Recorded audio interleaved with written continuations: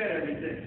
All the land that you lost, everything you lost, the debt and everything, I want to reset it. I want to start you over fresh. I want everybody to get their families back. Isn't that a wonderful thing? See, God is a restoring God. He built into the cycles of Israel restoration. Restoration.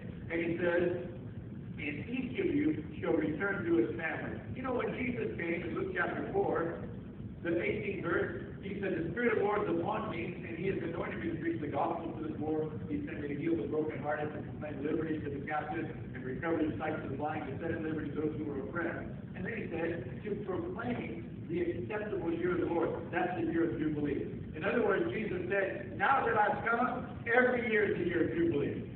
Now that I've come, it's time for you to be restored.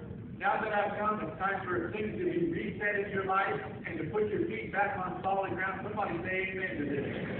Now, this is the Jubilee, but remember, he said, each of you will return to his family. In other words, I don't only want to restore your stuff, I want to restore your relationships. And that's what we're talking about today.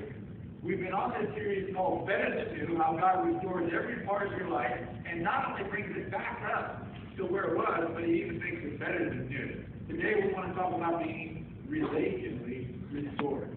Relationally restored. Broken relationships are part of the curse of the law. Broken relationships are part of what the Bible refers to as the curse of the law. In Deuteronomy chapter 28, the first 14 verses of that chapter are talking about the blessings of the law.